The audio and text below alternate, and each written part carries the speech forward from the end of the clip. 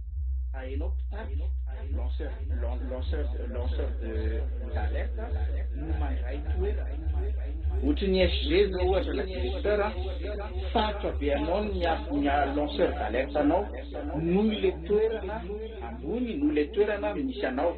hitako hoe misahirana reo satria anatin'ny nazo an'le poste de somary mety ho sahiran-kirana ny ata lanceur d'alerte anareo io zany anisan'ny principe napetraka ao anatin'ny syndicat mba hipetraka tsara zay hoe maha lanceur d'alerte anay ajanay daholo zany ny antanantohatra rehetra aloha satria izahay miezaka manaraka ny lalàna misy velona ao amin'ny toeram-piasana raha ohatra zany zay ka manana olana manana mirafitra zay rafitra anay manerana ny lafivaly ka raha ohatra zany ka misy olana amina direction anankiray efa manana zany zay olona tokony andraikitra ao amin'ny direction anankiray io afaka mamaha an'le olana amin'ny seritra misy an'le olana io raha tsy voava eo moa zany zay de miakatra ambonimbony zay hatrany zany hatrany amin'ny SG na ministra raha mbola tsy voavany amin'ny ministra miakatra ambony zay any amin'ny PRM ohatra tsy mbola voavany miditra conseil d'état zay am'zay fotoana zay zany hoe ny antanantohatra rehetra zany dia ajanay avokoa ary raisiko nyteneny zavatra nyteneny monsieur Thomas teo hozy izy hoe atao antaratasy daholo zay rehetrarehetra zay mba hisiny profo de manaraka an'izay daholo zany zay rehetrarehetra io zay rehetrarehetra ataonay zay de zavatra misy nefany ary paradoxe kely anatin'le de zay teneniko zay hoe amin'ny mampiasa fanjakana tena koa nefa sady lanceur d'alerte zay mahita teraka zany ny tenanay ao anatin'izay zavatra zay ary petaka ireo menace miantraika aminay ny zavatra tiako marihana kely nefa anatin'izay zavatra zay dia tokony petraka izay dialogue zay entre ny lanceur d'alerte sy ny mpitantana zany tokony petraka zay dialogue zay tokony mpiara-miombonatoka zany ny lanceur d'alerte sy ny mpitantana mba hisiny zay fifampiresahany zay mba hisiny marimaritra iraisana mba hisiny fifanoloran-tanana satria zay ny zava-dehibe Madagasikara firenentsika rehetrarehetra de zay zany tokony zavatra hipetraka zay nefany matetika zany tsika mpitantana rehefa mahita lanceur d'alerte raha mahita syndicat de le entité no atahoratsika fa tsy mijeritsika hoe inona moa zany le pratika le bonne pratika hoentina na le zavatra tiana hoentina ao anatin'izay activité atao zay tokony miezaka zany tsika mifampiresaka mifampiaino mba ahafana mahita vatra anankiray zany tiana resahana anatin'le izy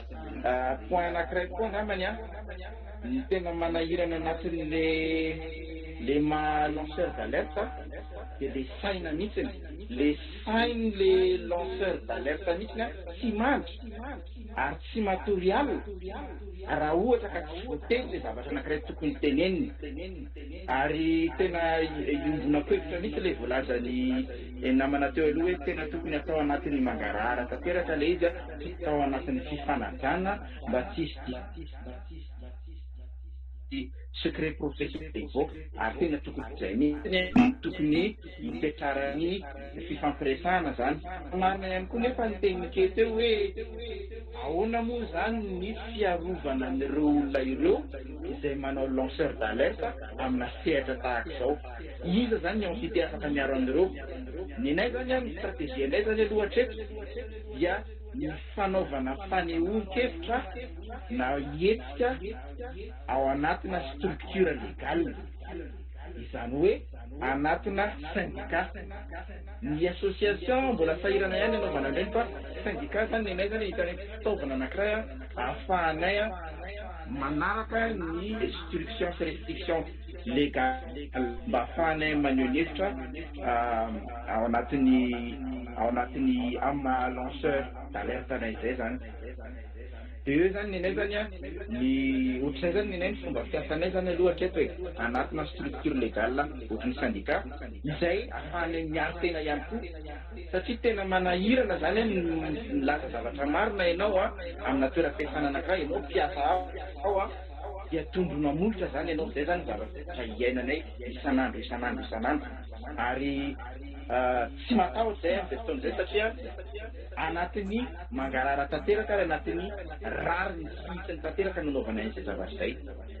dia hatramin'ny faritra mijoro amin'ny lanceur d'alerte anay. Zay angamba ny avy aty aminy. Misaotra Christian, alohan'ny amezako fitenenana ny Tomate hitodika vetivety amin'Andriamatoa SGM Ministeran'ny Justisy hoe manontany tena zany ny isika eto miara-miavery teto hoe inona marina ny dispositif de protection afaka apetraky ny lalàna hoe mety isy ve zany any amin'ny firenena an'Ekotrany dia misy ny hoe loi sur la protection des lanceurs d'alerte. Firenena vitsivitsy eto Afrika rehefa manana an'izy io dia izahay eto amin'ny firenena eto Madagasikara indrindra ny atao miady amin'ny kolikoly manofinofy ny anana lalàna tahaka an'izany ilay androany eto Madagasikara. Mety hijanonao nofy eto izay zavatra izay sa mety misy any fanantenana indray androany hoe ampisy an'izay lalàna izay. Ny zavatra fantatray efa misy an'ilay avant-projet de loi sur la protection des défenseurs des droits humains efa noman'ny ministère justice hatramin'ny taona 2024 raha tsy diso niaraka tamin'ireo commissariat des Nations Unies pour les droits de l'homme. Mety ho afaka ho ampiarahana ve ireo volavolan-dalàna roa ireo sa ahoana ny fijerenareo azy eo ministeran'ny fitsarana ny hoe fiarovana ny lanceur d'alerte zany, inona ny azontsika atao? Ya, misaotra indrindra. Ny tsara angamba dia ohatran'ny voalazanao izay hoe tena misy lalàna anankiray mitokana mihitsy mba ahafahana zany miaro an'ireo olona hoe lanceur d'alerte. Fa ny ankoatran'izay kosa ny lalàntsika zany sasantsasany efa misy ataontsika hoe disposition légale ihany anatin'ireny lalàna reny miaro an'ilay izy moa tsy miteny mazava hoe lanceur d'alerte fa ohatra zao raha ny lalàna mahakasika ny ady atao amin'ny kolikoly na ny lalàna ohatra mahakasika ny amin'ny paky efa misy le atsotsika hoe afaka manao témoin anonyme ohatra le olona na hoe témoin protégé. Iny zany tena tafiditra anatin'ilay circuit judiciaire mihitsy ohatra hoe manao témoignage ilay olona fa tsy aseho anatin'ilay procès verbal ohatra amin'ny audition ny anarany fa zay moa zany ataontsika hoe mbola fanombohana fa le zavatra tena tiantsika tongavana manko zany le hoe miseho tava ilay olona hiara-ny fanenjehana maro samihafa izy dia ahoana ny ahafahana miaro amin'izay ka mahita ny tenako zany hoe afaka atao tsara mihitsy hiarahana amin'ny fiarahamon'ny firenena ny famolavolana zany lalàna izany mba hijerevana hoe ahoana ny ahafahana tonga dia izy fa le izy koa zany sy orienté hoe tsy maintsy fiarovana ihany fa ankoatran'ilay fiarovana koa zany dia tokony misy ilay fanasaziana ihany koa ilay olona izay minia mitondra vaovao tsy marina zany hoe ankoatran'ilay lalàna izay mety efa mifehan'izay dia ilay soi-disant hoe lanceur d'alerte nefany zavatra hafa mihitsy no ataony zany dia tokony tafiditra misy disposition répressive koa mahakasika an'izay. Fa fahitako azy zany azo atao tsara ny mandinika hoe tokony misy volavolan-dalàna atao momba an'izay. Mankasitraka monsieur le SG, eny raha Thomas afaka miteny ianao? Misaotra betsaka amin'ny fanomezana fitenenana makasitraka izay teny ny andriamatoa SG zay ako satria io ngamba ny tsy ampy amin'ny fiarova satria asa matahotra nyina amin'ny resaka voalaza teo amin'ny mahafiarahamon'ny firenena ny tena aloha dia tsy mandeha rery fa tsy maintsy miara-miaina amin'ny vahoaka ary alohan'ny andraisana fanapahan-kevitra dia manampiny ihany koa ny ambaratonga mpitondrana araky ny voalaza teo. Raha sahala amin'ny totsim-bazainy manokana aloha dia tsy sasatra manafina ny ambaratonga amin'ny farany ambany indrindra hatrany amin'ny faratapony. Maka hevitra, makadinika ary indrindraindrindra mba tsy isiny hoe fanalam-baraka araky ny voalaza teo. Fa ny zavatra misy eny anivon'ny mpiasa-panjakana matetika dia hoe mena ambany mena izy teo. ka na dia manana eritreritra ry izy hoe andray fanapahan-kevitra dia matetika izy miteny aza tenenina zay monsieur Thomas ohatra na monsieur société civile hoe zahay teneny io fa mena isusokevitra fotsiny nareo kasika zao tolokevitra ary zay ny olana kely eo be kasampanjakana tonga say hofetrany aza tianao ihany izy fa matahotra an'le hoe so dia aviavy izy aza fatara za zao dia tena mahita eo anivony ataontsika hoe sehatra zay anovanay azy raha tsy teniboky gendarme zao vitsy manome information tena fiable ary anovana recoupement fa raha vao teneninao io gendarme dia tapaka tokoa ny rambony tapaka tokoa ny mombady dia farany ho fanajana an'izay dia manafina ihany koa tena tsy manafina moa zany fa miaro anazy izy raha mba nilaza ny maro eo anivon'ny polisy dia efa mba nisy koa tonga taty aminay sika eo misehatry ny ambaratonga raisy fotsiny ataontsika hoe am'resaka ataontsika hoe fitantanana eny amin'ireny faritra reny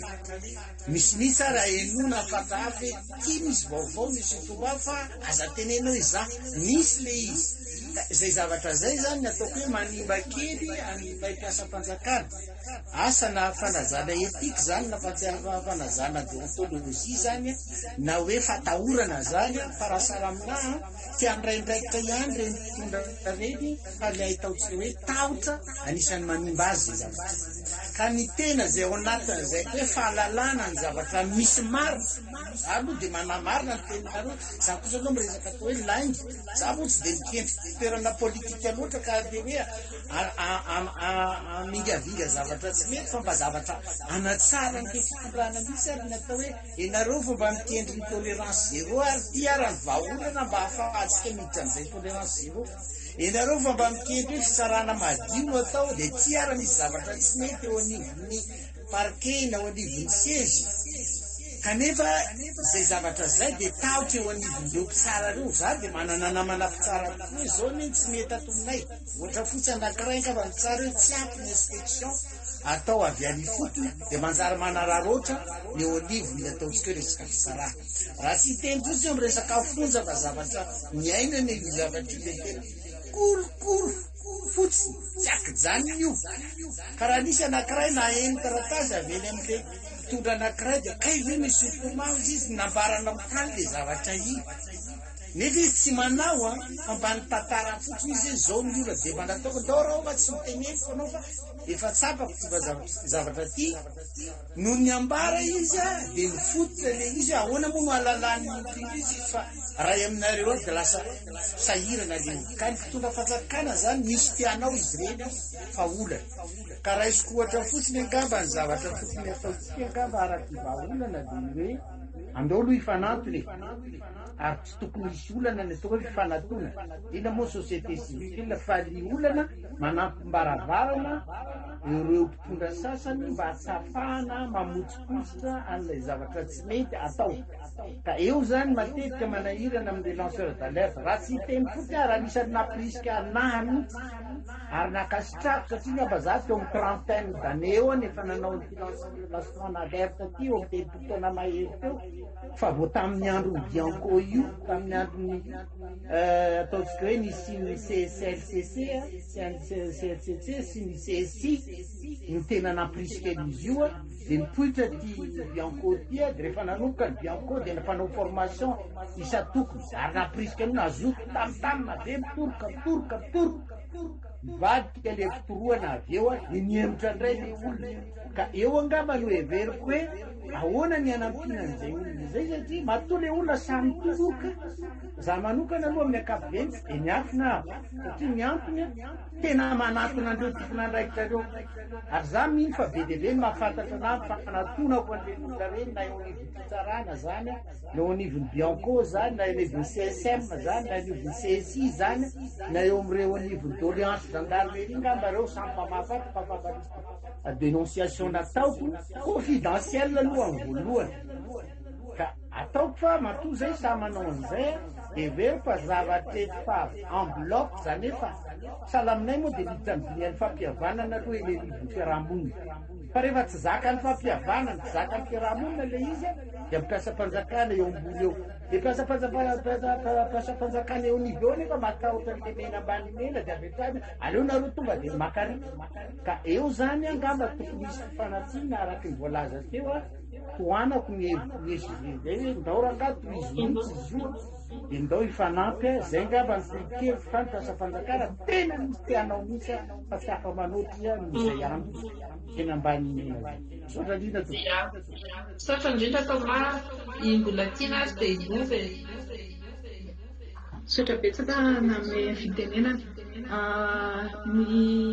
fantaninyketo eo moa hoe raha ohatra ianao zany fanjakana nataontsika hoe olon-tsotra mahita an'le zavatra anankiray hitanao fa tena mety ampiova zavatra ina le tokony atao de ny angamba nitsotra ny valiteny hoe asakasakao satria raha ny zavatra misy eto Madagasikara aloha de mbola miverina am'le hoe rehefa tratra eo ianao raha ohatra ka misy ny olana de ianao mianja anjo eo miaraka mivady amanjanakao zay tena namana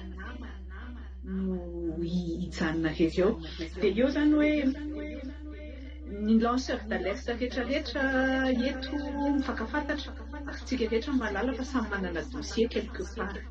iny zany miandro fotsiny ianao hoe inona no avokan'iza raha oviana fa zay zavatra zay fa samy malala hoe misy an'izay zavatra zay arakarakao zany hoe onona ianao satsy de ohatranay moa zany zao de ohatranay tsy mipetraka ihany koa hoe vonina satsia satria tsy hoe naninona loatra raha fa de ohatrany hoe pereny zavatra foana tsy maintsy hiteny na de indraindray ara efa hita hoe manahirana le izy de efa miteny moa fianakaviana hoe nareo moa tratrany de efa safidy le izy de zay indraindray le izy tsy safidy fa zay mihitsy le tenanao zany hoe rehefa misy zavatra tsy mety de tsy maintsy mivoso inona kanefa zany zavatra tokony ho atao voalohany aloha tena manaiky any hoe mila rahana kosa ny lalàna fa mila mahafantatra koa hoe ahoana ny ahafahana mikontourne lalàna rehefa misy zavatra tsy maintsy hovaina eo moa zany ny aktiviste rehetrarehetra samy mahalala hoe inona zavatra tokony atao rehefa tsy mahazo mivory de ohatrany ahoana ny tokony atao rehefa mba hivory ihany mety hoe atao migoogle meet de zany ny fivoriana ataontsika tsy maintsy zay ny zanak'olombelona hoe rehefa misy fetra tokony tsy maintsy hoarana mba ahafahana manatsara ny fiarahamonina de tsy maintsy mikarokaroka foana ny zanak'olombelona mba nahafahana mitondra zavatra miatsara de te hiverina kely teny amin'ny andriamatoa mamim-bahoaka teo hoe mila jerena ny hoe inona zaka ny fiarahamonina satsia manaiky tsy manaiky satria tsy mahafinaritra ny fiarahamonina no atao fa ny mahasoa ny fiarahamonina ary ohatra raiso tena mivaingana ohatra ny fiarahamonina malagasy de nanaiky foana ny fampanambadiana zaza tsy ampy taona fa raha tsy nisy ny teny sy ny joro hoe tsy mety tsony zany de mbola ny zaza sy fotoana am'izao de mbola ho vetavetaina sy ampanambadiana ihany zany hoe mety misy zavatra tsy mahafinaritra ny fiarahamonina fa tsy maintsy misy mijoro hoe ohatrany tsy mety kosa zany de mandrivitsy kelikely tsika mila mahay mikarokaroka fika ho iaho teo akoatran'izay raha mbola ny eto Madagasikara aloha ndresantsika de ny atao hoe protection ananana de ny réseautage eto toerany fa indrindraindrindra ny réseautage iraisam-pirenena satria raha hoaviny tokoa isy ny anao azalambo an'ny mbola tiana ravelo aromisa ohatra reny mpianakaviana tsy maintsy hitsoaka fa hitsoaka ho aizany zanako hatreto aloha de ny réseau international ihany no afaka migarantira fa ahatafavoaka ahy sy ny zanako ivady zay zavatra zay zany tsy maintsy jerevana ihany koa fa tsy hoe rehefa anao société civile ianao na lanceur d'alerte dia tonga dia miazakazaka be fotsiny dia avy eo lasa sahirana ho an'ireo lanceur d'alerte rehetra izay ataontsika hoe nidoboka ponja amin'ny tsirariny matetika dia ny réseau international foana no any afaka ohatra hoe mandoa ny mpisolovava ohatra satria na izay mpisolovava izay raha tsy hananantsika vola izany teny izao tsy manana vola andehanana avoka hoe hiady amin'izany arahana kanefany ilainy izay réseau izay ny zavatra hita kosa nefany indrindrandrindra ho antsika vehivavy lanceur d'alerte dia hoe mifanajany olona anao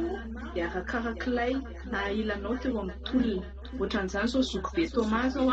tsisy tsy mahalala azy satria teo izy ary teo izy ka na ohatra aponjy na inona mitovy foana ny zavatra tenenina fa tsy hoe rehefa tafiditra potsa dia lasa malefaka na misy zavatra hitako raha tsy miteny intsony fa le respect se gagne par les combats dia rehefa mandroso tsikelikely ianao indrindra afatra ho an'ny tanora izay hoe rehefa mandroso tsikelikely ianao amin'ilay tolona ataonao dia misy zavatra tsy afaka atao aminao intsony eny afaka vonoina foana ianao fa misy respect mipetraka izany ary enona teny kokoa ianao tsy ny mahavehivavy na ny mahatanora na maharem-pianakaviana sy ny sisa no tokony ataontsika ho sakana fa hoe ilay feo fieritreretanao hoe manahoana ray izay ary ianao rehefa mitolona dia sura tsara ianao fa misy olona ihany ao ambadika ao satria ny sanatria misy foana farany eo amin'ilay hoe manaiky tokoa hoe ny tolona ataontsika dia tokony fanairana sy fanampiana ny olona manapa-kevitra izay aloha izany dia tena hitovizako hevitra aminareo fanontaniako apetraka dia hoe rehefa inona ary izy izany mitaitra amin'ny fomba ahoana izy mitaitra satria na mikikika ary ianao indraindray na misy zavatra tena mitombina raha ohatra tsy mety taitra ry zareo tokony andeha hiazakazaka eny am-botsy ohatra ve izany dia hikikika eo amin'ilay varavarana eo vao mitaitra ny olo hoe hay ohatra raisiko ao anatin'ity covid ity efa nikikika foana izay hoe mba sokafo hoe tompoko ny centre mandray ny zaza manana fahasembanana satria tena miharatsy be ny fahasalamana nalefa ny taratasy nalefa ny pétition nalefa ny eny amin'ny mpanao gazety samy mikikika fa tsisy mahareny mihitsy kanefa raha ohatra ka inona izany ilay zavatra tokony ho atao mba ahafahana manao an'izay hoe mihaino ilay olona etsekilany tsy atao makiro izany satria izay no asantsika izay mampisy antsika eto amin'ny fiarahamonina dia manentana koa hoe ny tanora tokony mihabetsaka satria ny olona teo alohantsika ka tsy resaka hoe Mireille Rabenoro, Gisèle Rabesahala, sisa nanana ny tolona izy fa isika koa tokony manana tolona izay tsy tokony ho ataon'ny zanakitsika intsony fa tokony vitaitsika dia manohy tsy manao an'ilay hoe mandeha mitolona tsy mieritreritra koa fa tsy maintsy misy foana ny stratégie ary mila ianarana ny stratégie mba ho lanceur d'alerte efficace fa tsy lanceur d'alerte any-ponja dia tsisy mahita tsony sotra to ohatrany tea maly kely alohan'ny andraisan'ny lovarabariny fitenenana ia misaotra indrindra za zany ohatrany mba tianao précision kely hoe tsika rehetra tsisy manana ny monopole ny vérité zany izany hoe tsy midika hoe raha ohatra ka misy lanceur d'alerte anankiray miteny dia tsy maintsy ho marina ny zavatra tenenina ianao koa zany rehefa mipetraka amin'ny toeran'ny mpitondra fanjakana dia tsy maintsy mandanjalanja aloha ianao alohan'ny mandray fanapa-kevitra afaka mihaino ianao ny olona rehetra zany izay heverinao fa hoe ahafahanao manampy amin'izay fanapa-kevitra izay fa tsy tokony mieritreritra zany tsika hoe satria misintona lakilosy satria mieritreritra hoe tokony izao no atao dia tsy maintsy anaraka amin'izay ilay mpitondra fanjakana anankiray satria azadiny fa décision nationale ny décision raisiny dikan'izay zany raha ohatra ka mahakasika secteur anankiray ilay izy mety mitoucher secteur d'activité hafa dia miankina amin'izay fanapa-kevitra ka izay ilay fandanjalanjanany hoe ny zavatra tenenina ny zavatra mety ho marina sy ny fandraisana fanapa-kevitra ny mpitondra fanjakana zay zany no tsara amin'ilay fifanantonana indrindra fa ohatran'ilay voalazany zareo tao amin'ny syndicat ny fanabeazana iny zany anisany hita-pe hevitra mety ilay mifanahy manatona ilay atan-toratra rehetra, izay vao tonga ny zavatra hafa. Fa ilay dénonciation publique zany tsy voatery hoe efficace, fa mety tapage le izy, mety scandale ny hafarany, fa raha tianao hiainanao koa ilay olona zany, dia misy fomba fifampiresahana ihany koa mba ahafahana mandesy lahatra zany. Saotra indrindra. Mankasitraka SG dia alefa lomba mba tiana. Resta amin'ilay nianganika eto ilay hoe inona no tokony atao raha ianao no mitoeran'ilay mpiasam-panjakana sy ny sisa satria misy moa ilay hoe obligation de réserve sy ny sisa ho an'ny mpiasam-panjakana. Dia misy raisiko ohatra hoe aminay mpanao gazety ary ohatra misy ny lalàna mipetraka, misy ny déontologie mipetraka, fa misy ihany koa devoir moral moa no tenenan'ity an'ilay izy teo ny atiko tonga dia ahavitavana mihitsy any amin'ilay resaka hoe éthique. Eo zany mila jerena indraindray ianao rehefa misy fanapahan-kevitra tokony ho raisina na misy alerte tokony ho lanceny, dia eo ianao izay moa asa ataon'ny mpanao gazety foana, eo no mijery hoe misy lalàna tokony voadika ve, misy lalàna tsy maintsy voadika ve raha toa hamoaka an'ity satria ity no hitondra tombotsoa bebe kokoa ho an'ny fiarahamonina. Eo zany ilay mijery an'izy dia teneniko eto mihitsy hoe devoir moral ilay izy, ny teneniko amin'ilay hoe éthique mihitsy hoe inona ny conséquence sy impact an'ilay zavatra teneninao sy ho ataonao raha manao an'izy ianao. Mety hoe tsy maintsy ianao voatery alitsaka lalàna anankiray, efa tsy hanara-dalàna zany ianao dia efa risika anankiray ny fidirana ilay fonja, nefa ianao mahatsapa an'ilay hoe tombotsoa ho an'ny fiarahamonina ny mahatonga hiditra amin'ity zavatra ity. Eny fa na tsy maintsy aza ohatra ilay mpiasam-panjakana misy manana obligation de réserve izy ohatra amin'ity asany anankiray ity, fa miteraka tombotsoa. Misy ane raha ohatra ka raisiko fotsiny ohatra, izay moa lalàna mamaritra azy ny eo amin'ny asa fanaovan-gazety anisan'ny principe anankiray tsy tokony mitsahana mihitsy ary tsy tokony hoarana mihitsy zany resaka hoe fiarovana ny loharano zany, resaka protection des sources, izay misy ifandraisany ihany koa moa ary anisan'ny hevery fa anisan'ny disposition légale miaro ihany koa ny lanceur d'alerte eto Madagasikara. Tsy dia voaresaka moa ilay izy teo fa tafiditra ao anatin'izay ihany koa ny resaka protection des sources, fa anisan'ny principe anankiray ary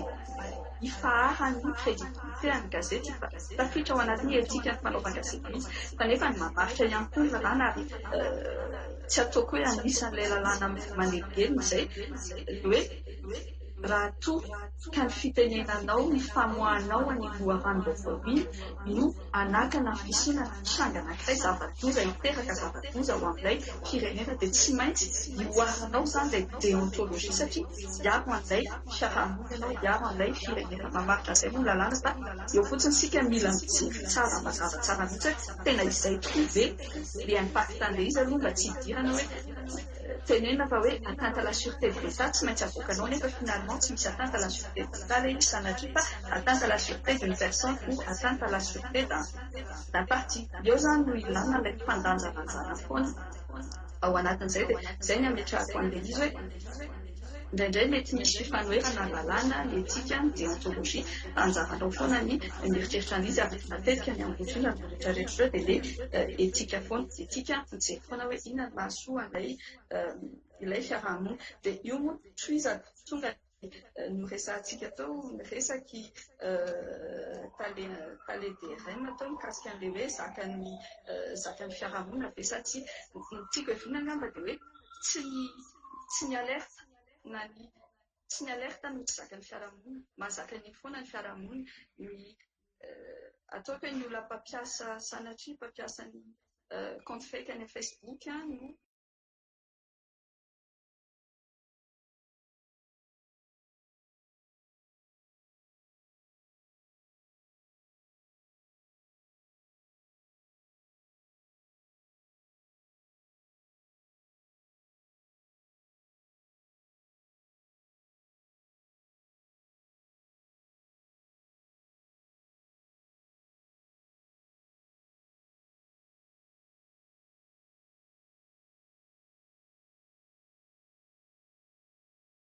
mamoaka izay olona mahatsapa an'iny, mahatsapa fa tokony avoaka. Fa ilay fomba amoahana azy angamba no ilana fianarana, teny mbola tiana teo hoe tsy maintsy mitady fikafika hoe ohatrany ahoana ny fomba amoahana azy. Marina tokoa fa tsy hoe misy femena any Europe dia iny koa fa andeha hanao femena ny vehivavy malagasy dia hanala ambonin'akanjo dia andeha hiazakazaka ery ampovoany arabe ery, tsy any amin'izay ilay izy fa tsy hanao femena ny vehivavy malagasy fa misy fomba kosa azo ny vehivavy malagasy atao hisintomana an'ilay lakolosy mikasika an'izay zavatra izay ka any amin'ilay fomba fanehoana angaha, any amin'ilay fomba fanehoana ilay alerta angamba no eritreretiko hoe ilana fianarana ary io moa tafiditra na ho anay mpanao gazety ara ilay teneniko teo hoe tsy sanatra hoe misy zavatra tsy rarina dia tsy avoakanao ilay izy satria mety hisy fiantraikany eo amin'ny orinasanao, mety mpiasa ao anatin'ilay orinasa roanjato, telonjato, aman'arivo no hisedra olana raha toa ka lahatsoratra anankiray no avoaka ilay mpanao gazety dia eo ny tonga amin'ilay hoe misy fomba amoahana azy. Ary tiako tsindriana anankiray hoe inona ny fomba anankiray koa ohatra amoahana ilay izy na ho anay mpanao gazety na ho antsika eny amin'ny tambazotra-tserasera tsy misy afa-tsy ny fanabeazana tonga any amin'ilay hoe fianarana isika mila mianatra mamoaka an'ilay alerta na mamoaka an'ilay vaovao fa ny olona mpanaraka antsika, ny mpamaky, ny mpijery, ny mpiainy, ny olom-pirenena mila ihany koa mianatra mamaky an'ireny alerta ataontsika ireny fa tsy miandry foana hoe rehefa zavatra sensationnel ihany izay vao mahazo 25 000 vues, mahazo 100 000 ohatrany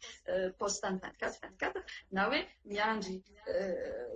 tenenitra amin'ny izy ity hoe misy namana izay tamin'ilay resaka rapatriement malagasy tafahitsika tany ivelany ireny dia hoe nandrasana mihitsy hoe hitomany hidradradratra ilay renim-pianakaviana tao anatin'ilay izy tamin'io moa tsy nampoizina mihitsy ilay hoe olona hitomany hidradradratra no avoaka ao anatin'izy izay vao hisy fandraisana andraikitra ao ambadik'ilay izy. Eo izany ilay fiainoana no mila atao fa sanatria tsy andeha teny foana hoe mila mandeha midradradratra mitomany ary amin'ny site web ary izay vao hoeniny rehetrarehetra fa indraindray ho ilay teneniko teo hoe indraindray frazy anankiroa, frazy kely anankiray ao anatina lahatsoratra izay mety hoe tsy sahan'ilay mpanao gazety ny namoaka azy tetỳ ambony fa misy olona iray sy roa mahita an'ilay izy leader d'opinion mahita an'ilay izy dia mba manaitra ny olona manodidina azy hoadray ary misy antsika dia izay ny fomba hipartahan'ilay izy fa tsy sanatria andeha hiandry foana hoe misy olona mitomany ery, misy olona manao skandaly ery na misy olona manao io izany tena hoe ilay fiarahamonina mihitsy ary indrindra ireo ilay hiverina foana hiteny hoe leader d'opinion mila miezaka manam-paharetana izay sy mampianatra ny olona mandeha koa moa amin'izao fotoana izao resaka hoe éducation aux médias sy ny sisa zavatra anankiray zava-dehibe tokony hojerena sy tokony atao hoe ahoana ny amakiako an'ity vaovao ity misy second degré ve ato misy ohatr'izao fa tsy hiandry foana hoe izay zavatra mipoaka sy manaitra ihany no arahana ao anatin'ilay izy. Merci. Mankasitraka aloha ataoko hoe tena précision mila natao mihitsy izay ilay teninao faran'izay mihitsy ny resaka tsy izay voatery mipoaka sy manaitra ihany akory no alerta fa io ny asan'ny fiarahamonim-pirenena isan'andro amin'ny ankapobeny dia mandefa alerta mijery ny zava-misy mahita hoe tokony ho tsaratsara kokoa na fomba fanao tsy mety ao anatiny dia misintona lakolosy amin'ny fomba maro samihafa. Fa io tsy voatery hoe rehefa mahita 30 minutes ato anatin'ny Facebook hoe tena vaovao tokoa ity tsy izay ilay izy dia izay ilay fifanabeazana mbola mila atao koa na eo amin'ny mpanara-vaovao ary izay mbola enjakenjana kely vao tonga amin'izay fa tsy kizy. Araka ny teneniko teo tiako mba handray anjara ihany koa ny Bianco izay hitantsika izao fotoana izao eo amin'izay ilay hoe lanceur d'alerte ny resantsika eto amin'ny sehatra ny ady amin'ny kolikoly tena ilaina tokoa izy io ary nareo nametraka an'ilay sistema hoe hitorika moa ahafahana hisintomana ny olona izany hanome an'izay alerte izay. Betsaka anefa ny olona mbola tsy sahy ao anatin'ilay izy tsy tena matoky tanteraka amin'ilay sistema fa hoe sao dia mbola ho tratra ihany izay, sao dia mbola ho voaroaka amin'ny asanay ihany izay, sao dia mbola izao. Inona ny azonareo ambara mikasika an'izay ary azon'ny andriamatoa ilay manampy Sokofaly sy ny ekipa ny hazavaina amin'ny teny foikoa ve ny voalaza ny lalàna 2016-020 ny sahana ny ady amin'ny kolikoly mikasika amin'izay hoe inona ny fiarovana azon'ina ny lanceur d'alerte anti-corruption. Mankasitraka tompoko. Ia, sotrabetsaka kena amin'ny fitenenana dia manantoka ny fiaravanantsika rehetra ao anatin'ity adihevitra ity raha ilay manampy sofaly talemisana fanabeazana sy fisorohana ary amin'izay lafiny fanabeazana sy fisorohana izay no asiako tsindikeo kely. Voalohany aloha dia manamafy ny tenin'ny atao hoe Zokobe Thomas fa ny Bianco hatramin'izay nisy ary hatramin'izao dia anisan'ny hoe lahara-pameana ho azy zany ny fiara-miasa aminareo fiarahamonim-pirenena. Indrindra moa amin'izao fotoana izao dia mametraka izay ilay fomba fiasa vaovao ilay mode opératoire faire izany hoe fampandraisana ndraiky da bebe kokoa ny olom-pirenena amin'izay ady amin'ny kolokolo irery satria ekena fa tsy vitanay samy rery dia tsy ady amin'ny kolokolo ity fa ny anjarany Bianco dia mitarika ihany. Izay aloha teboka tena tsindriana ary ao anatin'izay sady mamezaka aina zany satria naheno an'ilay resaka tamin'ny voalohany manome fanampazarana antsika ary manoloana ny hoe ao anatin'izay fampandraisana ndraiky olom-pirenena izay amin'ny lafiny hoe akozaiko hoe indesana tao matsika ho ela loatra ho ny fanadihadiana ty amin'ny Bianco sy ny karazany fa eto nefa tsika tsara marina fa mety teny efa hatramin'ny taona 7 ary mbola hamafisina hatramin'izao fa niady amin'ny kolokolo indrindrina zany hoe ny fanaovana faly dia tsy andraikitsy ny Bianco samy lery ihany fa itsika rehetrarehetra ary eto mitodika amintsika olom-pirenena fiarahamonim-pirenena hoe hitodika amin'ireny sampandraram-panjakana izay voalaza fa manao an'izay fikarohana fampian-dalàna izay na ny pôlisy na ny zandarmy zany satria izay zany tsara marina voalohany. Faharoa koa dia ho antsika fiarahamonim-pirenena eo anatin'ny hoe fitompona ny ady amin'ny kolokolo ary miangavantsika satria efa be izay fanofanana fiarahamonim-pirenena natao eto Madagasikara ary eo manamafy izany ny Zokobe Thomas hitantsika tamin'ny fanofanana tany Iosy manerana Madagasikara zany hoe niezahana izay ilay fiara-miasa amin'ny fiarahamonim-pirenena sy ny Bianco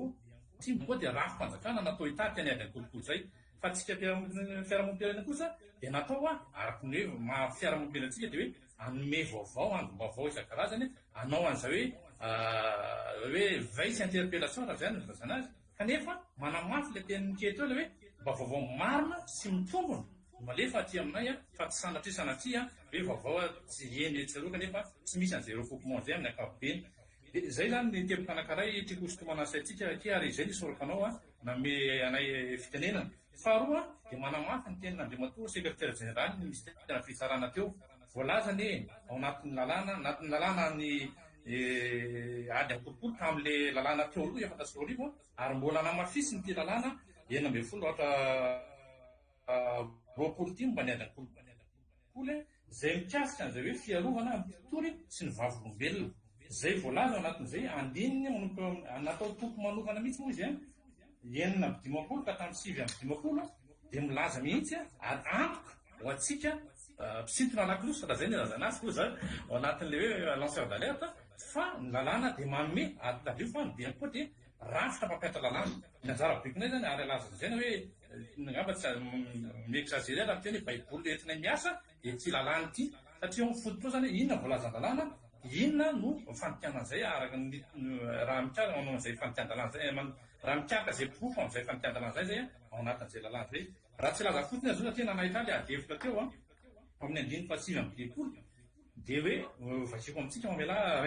ampahan'ny voalohany fotsiny hoe ny mpitoroka na vavolombelona izay mihety fa hiara-ny valifaty dia afaka mametraka fitarainana mitsoratra eny amin'ny Bianco iveriko fa antoka lehibe ho antsika fiarahamonim-pirenena izany rijateny nataon'ny mpailalàna zany mba hiarovana antsika ary amin'ny fahalalako eto miteny dia miteny hoe mbatrakefa ny aina teto amin'ny Bianco fa fahalalako aloha dia tsy mbola naheno aho fa hoe tena nisy olona izay tonga taty amin'ny Bianco sanatria niaran'ny atao hoe représé isan-karazany ka hoe nisy an'izay raha tsy hoe anga izay kosa aloha marina mety hoe sany amin'ny source fa ny Bianco zany dia mitandro ohatra ny anak'Andriamaso izay tsy ambaratelo ny fanadihadiana izay amin'ny ankapobeny. Izay nga manoteboka fa namako eto afaka manome précision hoe satria eo moa nareo akan'izay hoe ny anjara briko etiko hoe dia amin'ny lafin'izay fanabeazana sy fisolohan'izay ary izay ny sorako nitsika amin'ny fiarahamonim-pirenena satria heverina fa tokony ho hatsaraina foana izay fiarahamonina zay satria ikady amin'ny kolokolo ty tsy vita amin'ny Bianco irery ihany fa mila antsika fiarahamonim-pirenena satria ianareo eny amin'ny fiarahamonim-pirenena tsirairay eny no afaka manome izay vaovao heverina fa mitombona sy marina fa ny anjarany Bianco dia manofana antsika hoe inona marina voalazany lalàna ary izay ny antom-pisin'ny hoe sampandrarahana sana ny fanabeazana soroana izay tompona masanao miaraka fampiranalana hoe tsara ho fantatry ny olom-pirenena satria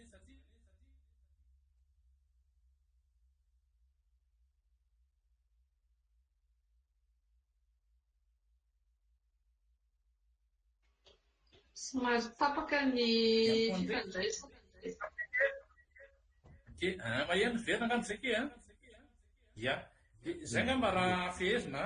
anteny fa dia manao atao hoe fisaorana lehibe nareo na me anay anjara fitenenana mba ampahazava ny olona moa zany hoe inona ny andraiky fandeko ary inona ny andraiky nana ny tsindriky foana hoe inona ny andraiky sika olom-pirenena miady tolokolo ary voalaza anatin'izay hoe lanceur d'alerte moa satria androny demokrasia andro androany dia very fa fa misy afatra tiana mivitaina fa dia makasitraka ndrena ke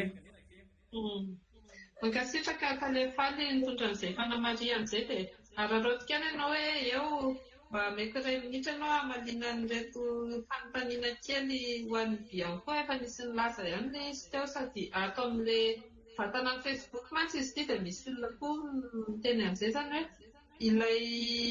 réactivité any bianco koa no mampiahiany olona zany indray hoe zay moa nefa nitenen'ny Tomany anisan'ny teny an'izay to hoe nandefa izay plainte tany bianco indraindray sasany hoe ny olona hafa koa 2-3 taona tsy hita ihany no toy an'ilay izy dia inona ny afaka zavainareo ao amin'ny bianco mikasika an'izay satria miankina amin'izay koa ny fatokisan'ny olona ny rafitra rehetra tsy anareo amin'ny bianco ihany fa na fitsarana io na ministera sy ny ambaratonga toko hoe mpitondravana samihafa ny antefan'izay daholo hoe za zany za moa zany dia izay foana ianao hoe mety zay fitreran'ilay olona hoe iny aho zany fa tena nahita zavatra dia nandefa signalement fa kosa amam-bolana mataona ny teoriana tsy nisy toy amin'iny tsara ilay izy mety kivy ihany any efa rafy dia hoe iaho hoe za tsy alao ntsony satria efa nanao tamin'iny dia tsy nisy toy an'ilay izy mety réaction misy zany inona ny atao marina dia aloha sa tsy izay zavatra izay raha eny dia inona ny mety manazava an'izay ary inona ny ezaka ataonareo amin'ny bianco zany ankehitriny mety hoe hanarenana an'izay mety tsy tomombany la perfection n'est pas de ce monde no iny teny frantsay fa dia miezaka ia sodabetsaka ke amin'ny fanontanianao izay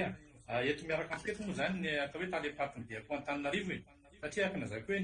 ndraiky tao anatin'ny toerana misy azy zany dia milako fanabeazana sy fisorohan'izay ary ny anjaranay zany dia mampirisika ny olona hosa ary anana fahasahiana hitorokona zavatra tsy mety an'ireo fiarahamonina fa ny resaka hoe amin'ny fanadiadiana dia misy tokony andraikitra koa misahana an'izay zany angamba hiveriko fa tsara toerana izy anome an'izay valim-panontany satria resahana be foana ary nefa tsara mareko fotsiny malarakely ny resaka fitenena fa resaka le hoe ary ny fampifanana izay ataonay ato amin'ny bianco aminareo fiarahamonim-pirenena dia mampazava ny olona hoe inona circuit-na doléance mba ialana amin'izay eritreretin'ny olona hoe telo taona efa taona misy maso misy hoe finitsy ary 10 taona mihitsy zany ianareo vao mivaly dia iveriko fa izy ngamba ny tsara toerana anome an'izay fanampanazavana izay ke raha sitraka ao mamerina ny fiaravana tsika rehetra raha kotarisoparamalala taleparitra fitoerana bianco Antananarivo alohany tena malito ngambany izay hoe circuit-na doléance lazainy talepary izay dia titrano mampafantatra atsika ahoaka raha tena hoe direct amin'ny Facebook izy ity ny plateforme itorika izy io na hoe fitoroana tsy mitonona anarana izay moa no tena filaza azy io itorika natao indrindra izy io iarovana ireo lanceur d'alerte izay mandefa ny alerte ety anivon'ny birao izay indrindra no nametrahany birao ny plateforme itorika tiako mariana angamba hoe tonga dia contact direct amin'ny mpanao faniadadiana amin'ny birao ny olona manao mametraka doléance amin'ny alalan'ny plateforme itorika ka afaka manao échange na information simultanée malatsina ny teny vahiny ireo olona mametraka ny doléance amin'ny alalan'ny itorika ary indrindra dia ho fiarovana ireo itorika amin'ny mety karazana reprezay izay efa voalaza mitady fary teo moa somary hiditra kely angamba amin'ilay hoe circuit-na doléance manina ny olona no mitaraina fa ela dia ela ny traitement na dossier ety anivon'ny birao talohan'ny taleparitra Solitoerana n'Antananarivo ny tenako dia lehibe amin'ny sampana fanadihadiana Bioko Antananarivo ny tenako. Ny tsaro marina angamba dia ny doléance iray rehefa tonga ety anivon'ny Birao Maletena idina amin'ny kolikoly dia iarovana indrindra izay indépendance amin'ny Birao indrindra ary eo ihany koa ny tena avitana amin'ny traitena dossier na corruption dia mandalo amin'ny hoe comité de délibération izany hoe tsy voatonga ety anivon'ny Birao Maletena idina amin'ny kolikoly ny doléance anankiray dia avy hatrany dia manokatra fanadihadiana koa ny Birao. Mandalo comité de délibération izy io comité de délibération io no midécide hoe misy infraction de corruption dia le doléance anankiray. Tiako ihany no manamarika fa ny maro ny olona tonga ety anivon'ny Birao izay tsy infraction de corruption no atongavany ety raha tsy teny fotsiny hoe misy mangalatra ohatra no dara ny any an-tranony any na mety misy ady mivady dia tonga ety anivon'ny Birao ny firenena moa zany. Tsy manomezantsiny ny vahoaka izay fa eo angamba le tsy dia fahalalana hoe inona moa ny tena compétence any Birao Maletena. Dia miverina kely ny tenako amin'ilay hoe maninona no elabe no traitement ana dossier ety anivon'ny Birao. Dia tiako ihany misintona ny saintsika tsirairay avy fa ny traitement ana dossier ana corruption raha tsy handray fotsiny hoe grande corruption maharitra hatrany amin'ny 9 bolana traitement ana grand dossier anankiray raha tena grande corruption no jerentsika. Be dia be zany mipitsopitsony ara teknika andalovana dossier iray indrindra fa mahakasika ny infraction na corruption zany. Raha tsy handray fotsiny hoe détournement de deniers publics ohatra eo mazava ho azy ny fakana ireo réquisition na fond de dossier any amin'ny ministère anankiray izay tsy miankina amin'ny Birao ny famalin'ny ministère iny na dia voalaza ny lalàna raha fa misy fetratsy misy fotoana afaka ataony anatin'ilay réquisition amalin'ny ministère ireo pitsopitso ny taratasy na hoe fond de dossier ilay ny division investigation anokafana amin'ny fanadihadiana. Eo ihany koa raha tsy laza ny tenako ao amin'ireo convocation amina olona concerné amina dossier dia reny ihany koa dia misy amin'ny lalàna procédure pénale mazava ho azy fa misy fotoana ihany koa tsy maintsy ajainy amin'ny fiantsoana anankiray ohatra ka personne le olona ohatra. Eo zany tiako marina hoe marobe ireo pitsopitso na ara teknika arahana amin'ny sampana fanadihadiana ety anivon'ny Birao alohan'ny andefasana ny dossier any anankiray eny anivon'ny paka na eny anivon'ny fitsarana hafa zany. Izay angamba ny fanamarihana avy aty amin'ny tenako satriatsika. Mankasitraka anareo tany Faramanala mizaran'izay ataoko hoe procédure na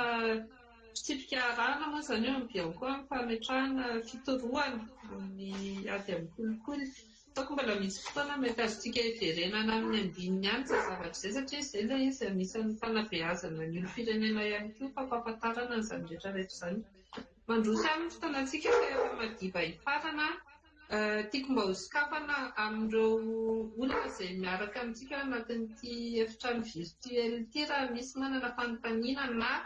réaction amin'ity resaka ataontsika ity mikasika ny lanceur d'alerte. Ianareo enina menavako raha mbola misy tiandray fitenenana dia afaka manao an'izay ihany koa fa engaviako mba atao tsy ohatra ny 2 minitra ny fitenenany tsirairay satria efa atongotra ny fitenenantsika. I Christian hitako manangan-tanana voalohany eo dia SG ihany koa atao. Zana betsaka kely anome fitenenana. Somary tiako raisina kely angamba ny zavatra voalazan'ny SG teo. Somary efa lavidavitra moa ilay fandraisam-pitenenana fa te-hiverina kely amin'iny ny somary hitako hoe stratégique ihany koa nefa n'ilay tematika antsika androany satria miresaka tsika devoir dia ry amin'ny sisiny ery tsika miresaka restriction. Eo anelanelan'ilay devoir sy restriction misy ny droit zany hoe manana zo zany ianao fa hoe ahoana ny gérenao ny zoa iny eo anelanelan'ilay devoir sy le restriction. Dia ny anay zany moa zany anisan'ny teny manentana anay zany atao amin'ny syndicat dia hoe le monde ne sera pas détruit par ceux qui font le mal, mais par ceux qui restent sans rien faire. Zay anisan'ny teny manentana anay zany ataon'ny syndicat. Dia ny teny moa zany monsieur le SG teo hoe tsy misy manana monopole na vérité zany izy monsieur le SG.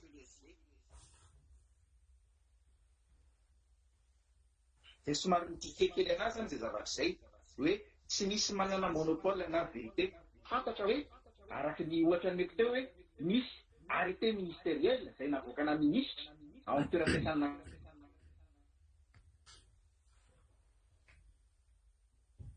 mandona an'izay zavatra zay hoe zany ny fantaniana hoe azoko atao zay zany a mandika an'le restriction mba ahafahako manao ny devoirako ary mba ahafahako mitaky ny zoako. Marihana fa ny zoa tsy tokony niangatahana fa tokony sitrahana ary eo indrindra zany le manahirana anatin'ity zavatra ity. Ka ny resaka ihany koa zany a faraparany hoe zavatra andesahan'ny namatsika tao amin'ny Bianco teo makasika an'le hoe procédure atao raha ohatra ka anao fitarana anao ohatr'izay. Dia mba manana ihany koa zany le voalaza teo hoe ny fanabeazana no ahafahantsika mamaolana PTB. Zany hoe tokony miverina zany a ile instruction civique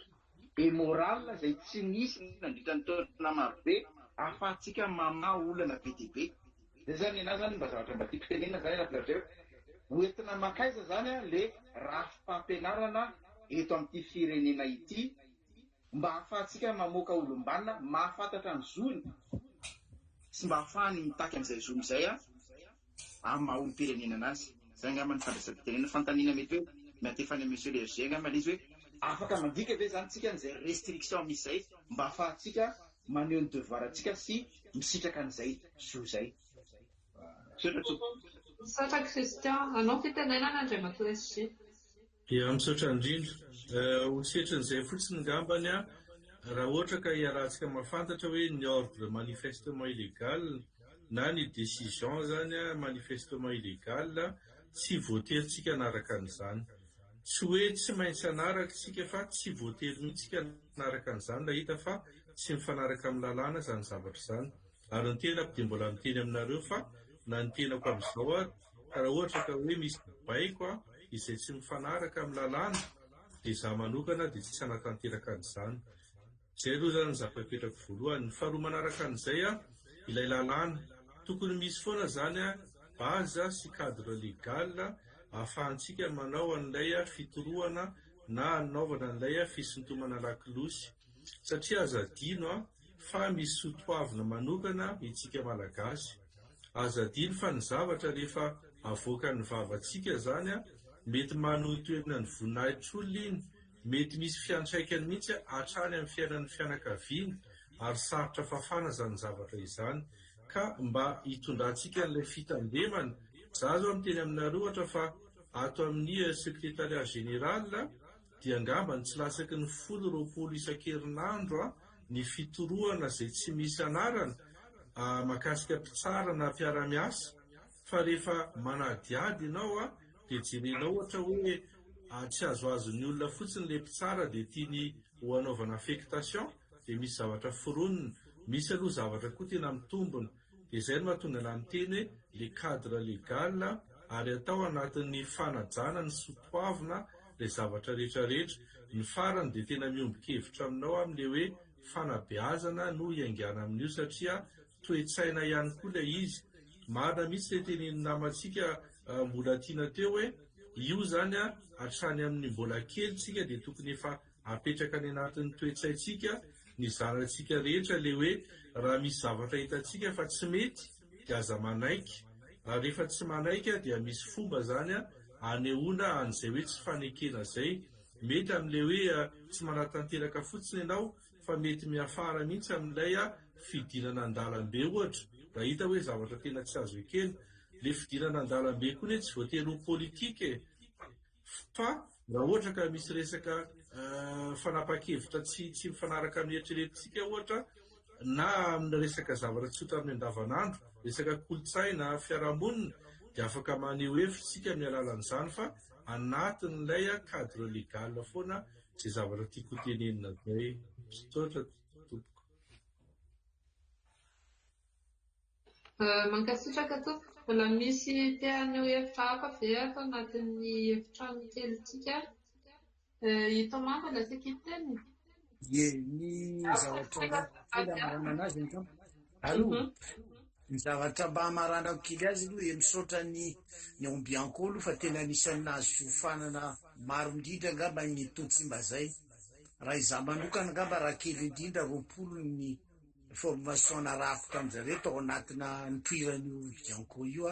mankasitraka. Noho izany tsy any am'le fanomezana formation mihitsy angamba ny tiana ho apetraka fa hoe andao hifanampy am'le olona manao lanceur d'alerte mba hamparisika ny olona. Zay zany mba tiako ho amafisinareo zay satria marina fa tsy ianareo rery miasa amin'io fa kosa ampio ihany koa le olona zay manao an'io fanetananareo io mba hamparisika anazy mba hedivana amin'ny kolokolo tanteraka. Zay ngamba ny tena ataoko hoe zava-dehibe tsy ampy amin'izy ty. Ny faharoa tiako tenenina de mikasika an'le tenin'ny SG hoe andao mihetsika lanja le fampiresahany. Ka raha mba mangataka fampiresahana zany de mba eo mba tokony ho akatoaviny io satria dernier recours anie ny fitsarany. Na iny nataotsika eto raha io fitsarana io misy lesoka de tsy tafavoaka daholo ny fanaran-dalàna ataotsika. Ka eo zany mba ataoko hoe rarina le teninao teo hoe fifanantonana ary zay ngamba ny soatoavina malagasy. Andao hifanatona ekeo le fanatonana fa raha io fanatonana io de ngamba tsisy le teny hoe monopole fa tonga de hoe am'izay mba misy zavatra azo jerena satria rariny sihitsy ny am'toetsaina malagasy alohan'ny lalàna raha ny tena marina zay hoe aloha lo fampiresahana, aloha fampidiniana, aloha sina fampiavana. Misy raha tena zavatra tsy ara-dalàna zao hitako ataon'ireny mpitandro ny filaminana reny amboarina fiarahamonina le izy fa raha olo-tsotra ny manao an'le izy tsy mety fiarahamonina le izy. Eo zany misy déséquilibre, misy fiangarana kely raha ohatra ka fanjakana manao an'le fampihavanana de mety na de mandika lalàna fa raha olo-tsotra tsy mety. Ka zay zany hoe tsara ihany zay fa de makasitraka makatelina ny transparency aloha tamina tongavana am'izao fa tena dikana lehibe mivantana zao ahafahana mamoaka an'izay. Mankasitraka i Thomas dia ameko iray minitra mbola tiana amaraparana antsika azy an'ity. Misaotra betsaka ke ny anangamany dia miverina foana amin'ilay hoe anjara andraikitry ny vehivavy lanceur d'alerte eto Madagasikara. Izay ataoko hoe rehefa miaina miasa amin'ny fiarahamonim-pirenena dia vehivavy ny beda be na sehatra inona na sehatra inona. Rehefa miresaka indray rehefa antsika resaka sehatra ara-politika izany eo amin'ilay hoe fandraisana an'ilay fahefana dia matetika ny lehilahy ny beda be. Dia mila atao koa izany izay lanjalanja izay mba ahafahana maka an'ilay hoe ahoana ny ahafahana miaro kokoa an'ilay lanceuse d'alerte. Tsy hoe indray tsy ho arovantsika fa ny vehivavy malagasy manana anjara lafy nandraikitra be da be eo amin'ny fiarahamonina sy ao anatin'ny tokantrano. Mahatonga ihany koa an'ilay hoe misy karazana herisetra miatraika amintsika lanceuse d'alerte izay tsy voaresaka na any anaty lalàna na any anatin'ny lalàna momba ny fiarovana ny vehivavy amin'ny ankapobeny. Manentana foana ihany koa ny vehivavy hoe raha tsy isika vehivavy ny manetsiketsika ny fiarahamonina satria tsika rehetrarehetra dia tera-behivavy dia tsy miova ilay fiarahamonina. Farany manentana ihany koa ny tanora amin'izay tokony ho anjara andraikitry ny tsirairay eo amin'ny fanetsiketsehana n'ilay fomba fijerin'ny fiarahamonina mba ahafahantsika mandroso ary averiko hoe mba tsy ny zanakitsika no mbola andeha hitolona ny tolona ataontsika izao fa tokony efa tolona hafa indray no mety ny zanakitsika raha ohatra ka misy zavatra tokony ho atao. Mankasitraka antsika rehetra.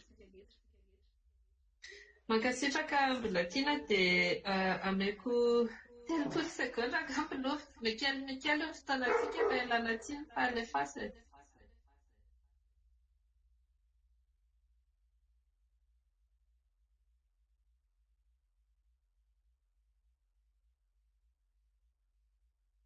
Sokafo kely ny micro aloha azafady fa tsy maharesy azafady. Oui, azafady. Ny tiako teny ataoko angamba amarana anazy fotsiny le hoe efa mizotra makany amin'izay tsika dia atenaina hoe ho tonga any amin'ny farany mihitsy ny amin'ny fifamoana ilay lalàna mifehy ny fahazom-baovao, izany hoe voire sur l'accès à l'information satria iny koa no tena zava-dehibe dia ny antenaina hoe ho tena lalàna hamaritra ny accès à l'information indrindra fa tsy sanatry indray koa satria mamaritra ny accès à l'information izy dia vao maika koa rehefa avy eo tahaka an'ilay somary miteny kely ISG teo hoe tsy maintsy isy disposition répressive ao anatiny dia sanatria ho lasa betsaka kokoa ao anatin'ilay lalàna indray koa ny hoe fanakanana fa tsy famelana an'ilay izy sokatra mba ho lalàna tena miprotégé ny lalàna eto amintsika fa tsy sanatria lalàna lasa miréprimer foana na manakatsakana foana. Merci.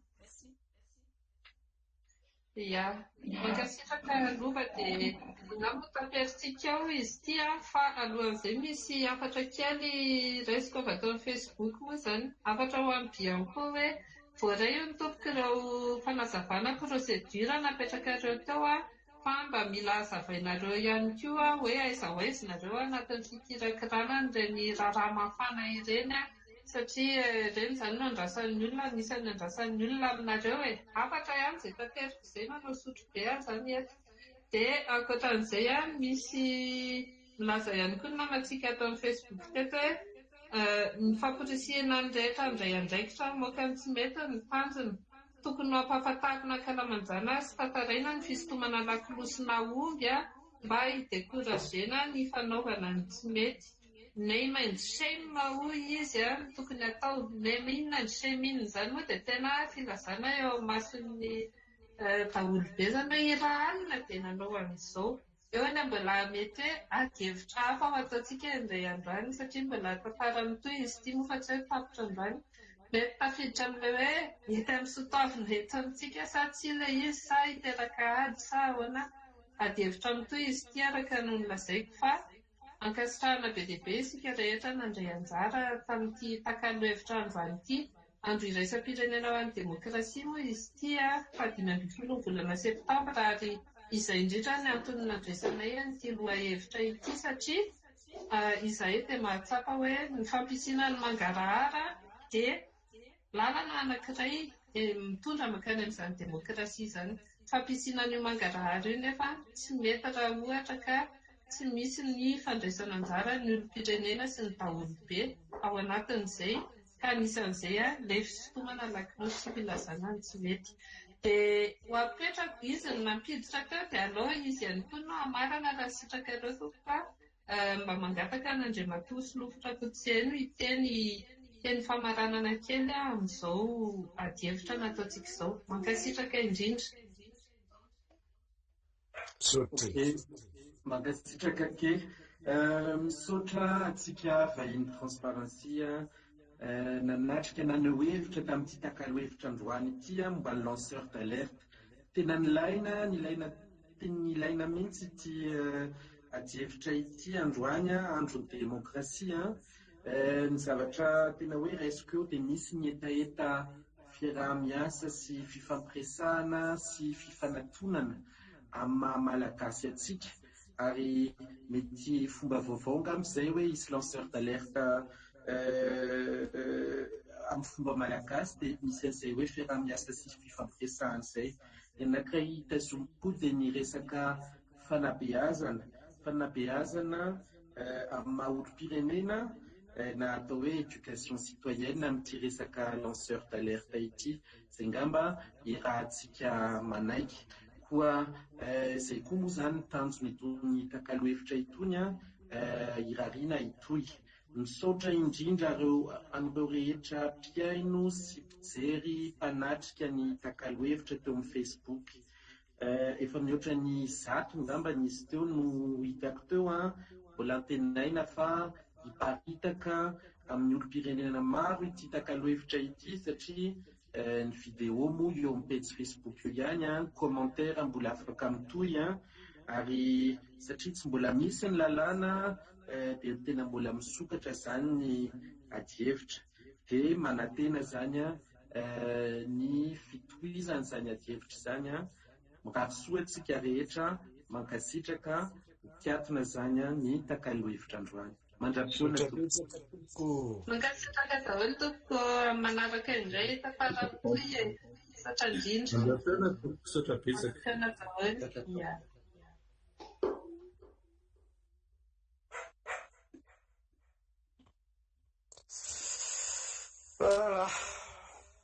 Mandany vola be.